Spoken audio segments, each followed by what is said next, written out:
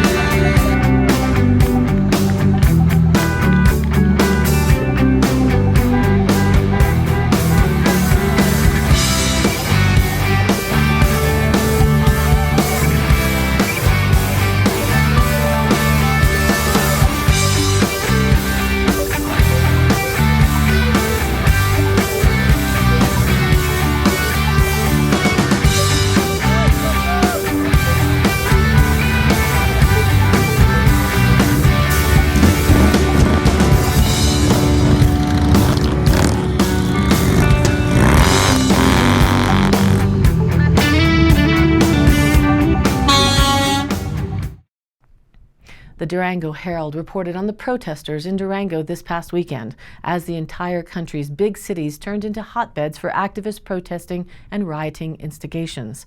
Please do check in on what the group Antifa is all about, who funds it, and why the President of the United States has put them on the terrorist list. Quote, "Say his name," yelled protesters into megaphones on Saturday in Durango. With a photo, Jerry McBride. "George Floyd," yelled a crowd of about 300 people participating in the Justice for George Floyd march. Community members marched through downtown Durango to protest police violence and advocate for people of color in response to the officer-involved death of an unarmed black man in Minneapolis.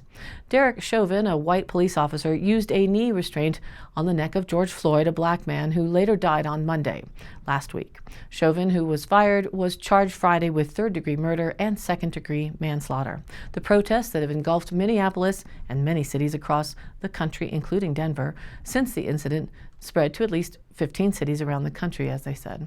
Saturday's event in Durango was organized by several groups, including Durango Peace and Justice, Four Corners COVID-19 Mutual Aid Network, and Western Slope Anti-Racist Action, according to the event's Facebook page. Quote, "I see a lot of my white, black, and brown brothers and sisters. We're done with it. It has been going on since the dawn of the country. Nothing has changed. Riots have happened. Protests have happened. Nothing is changing," said Kate Kahn, a Durango resident who is biracial but identifies as black. Quote, "This is no longer a white versus black thing. This is a human versus racist thing," she said. Protesters walked down Main Avenue carrying signs and calling out chants like, quote, "Black Lives Matter." Khan's 5-year-old daughter, Koha, carried a sign reading, Am I safe?" Most of the protesters wore masks to prevent the spread of the coronavirus at the march. Durango Police Department officers were positioned along the route, which started at the Durango and Silverton Narrow Gauge Railroad Depot and past Main Avenue, Buckley Park, and the Durango Police Department. Their strategy was to form a bubble of protection around the march, said Bob Bramer, chief of police. He didn't hear a word from counter-protesters, and none were visible along the march route. 6 bystanders interviewed by the Durango Herald supported the protest. Police agencies and law enforcement experts across the nation condemned the way Chauvin restrained Floyd. The officer pressed his knee into Floyd's neck for several minutes while 3 other officers did not try to intervene. Bramer called the act intolerable. This is not what we do. We swore an oath to protect. This is not how we do our job, he said.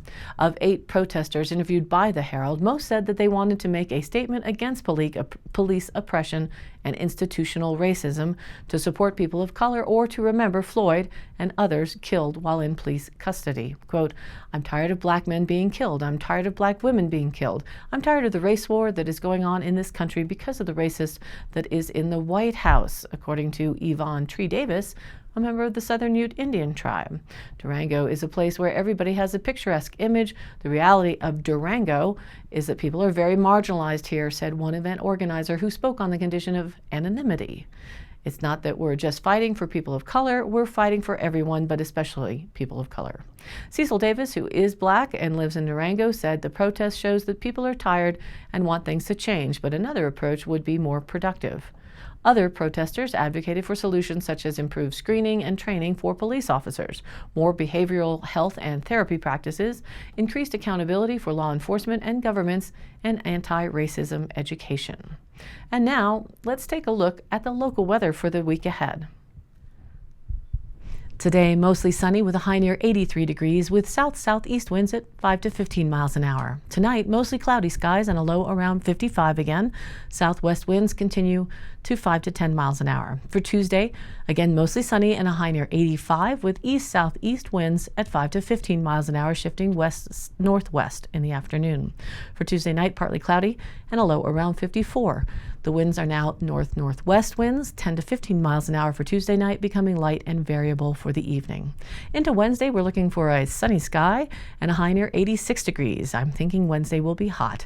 Calm winds becoming west around 5 miles an hour in the afternoon, with Wednesday night being partly cloudy and a low around 55. For Thursday, warming up a bit more with sunny skies and a high near 87. Thursday night, partly cloudy and a low around 58 degrees. And Friday, we finally see another chance of showers coming in, mainly in the afternoon. Partly sunny and a high near 85 degrees. Friday night, we remain under a chance for showers and thunderstorms, mostly cloudy and a low around 53. Then into the weekend, Saturday, it may cool off a bit after whatever storm pattern moves through. Sunny skies and a high near 75, with Saturday night mostly clear and a low around 50. So a cheerful, sunny week here in southwest Colorado for the most part as we welcome June, with our eyes on Friday for a chance for some rain. And now, back to the news. Although we may not have gotten much out of that last system that came through over the weekend, cooling down temps a bit, there are experts looking at an early monsoon season. The Durango Herald reports with stock photo asking, wondering what is up with the weather? Southwest Colorado's humidity reached around 25% on Saturday, and the recent afternoon showers are similar to monsoon season. Quote, only the season hasn't officially started. We're about a month ahead of schedule, said Chris Sanders, a meteorologist with the National Weather Service at Grand Junction. The monsoon season starts between mid-June and the beginning of July. Other areas of the desert Southwest and Southern California, Arizona, and New Mexico have already declared the season's start, mostly to remind people of the threats that come with the thunderstorms, Sanders said. Thunderstorms can cause cloud-to-ground strike lightning, which can spark wildfires, gusty winds, heavy rain, and flash flooding. The regular pattern of afternoon storms will continue into this week. As I mentioned, these storms are most likely in higher elevations, though, and it's unclear if some will appear in the valleys, Sanders said. The storms are created by high pressure in the upper levels of the atmosphere, moisture from the south, and daytime heating.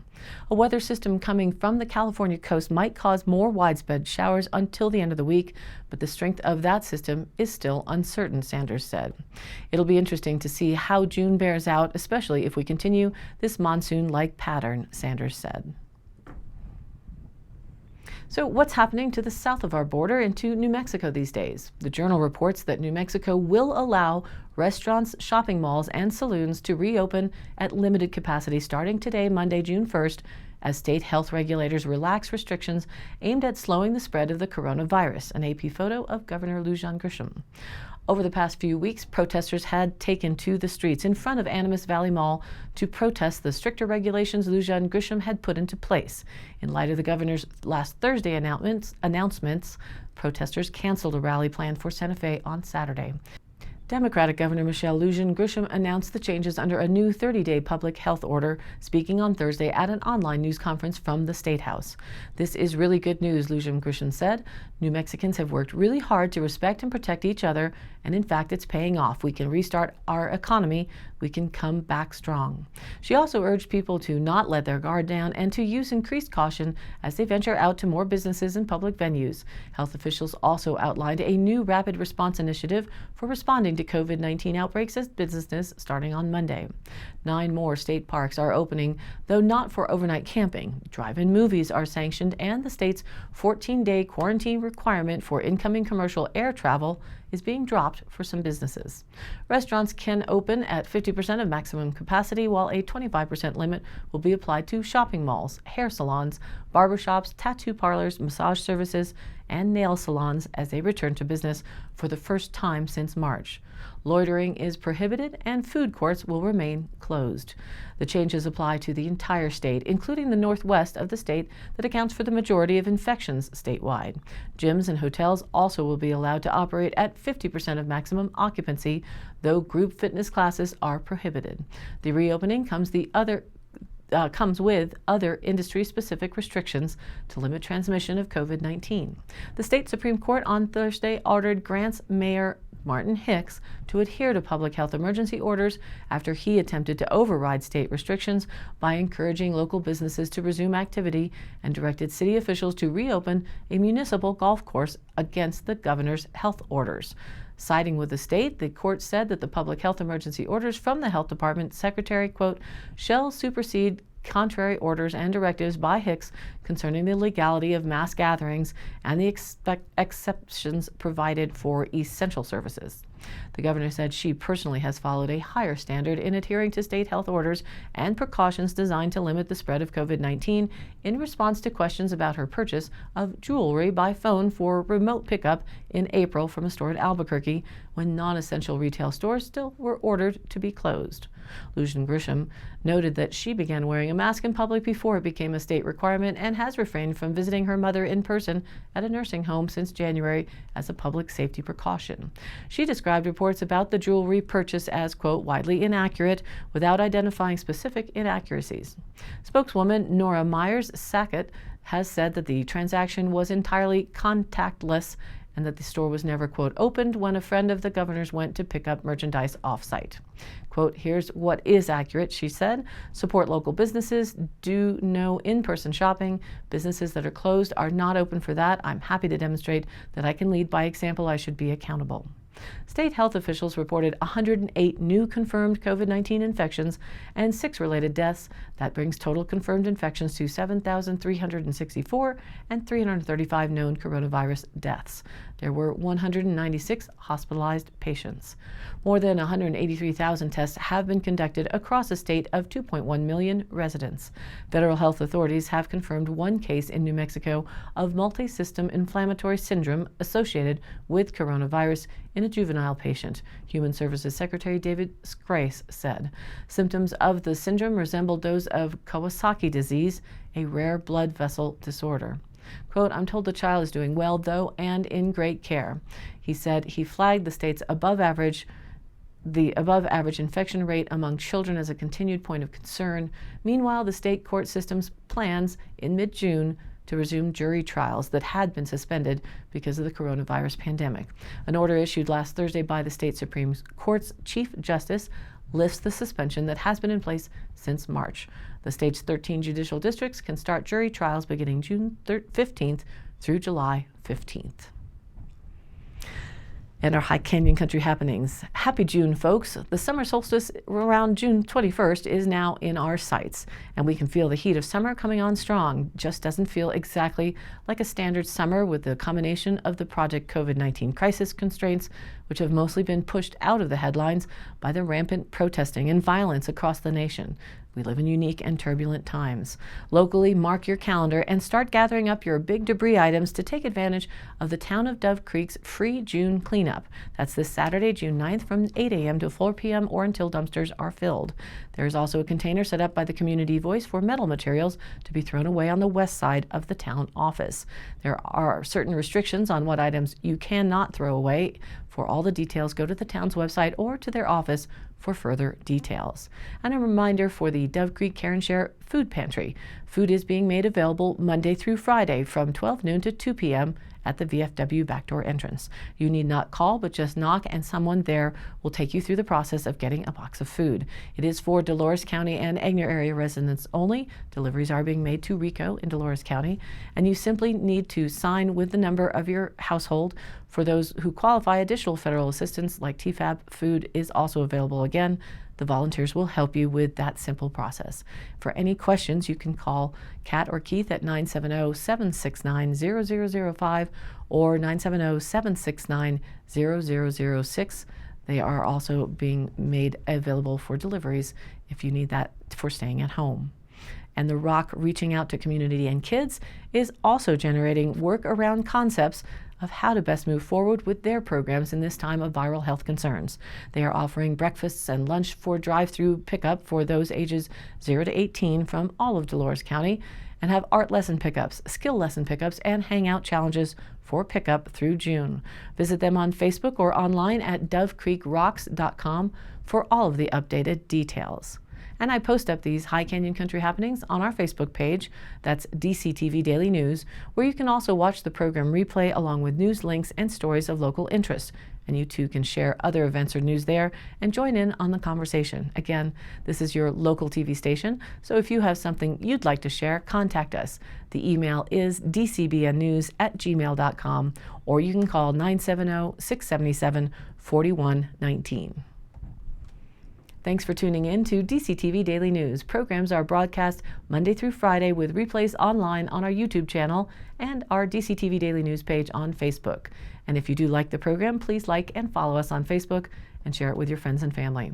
This has been a production of DCTV for the DCTV Daily News program out of Dove Creek, Colorado, USA. I'm Kendra Cook. Again, thank you for watching.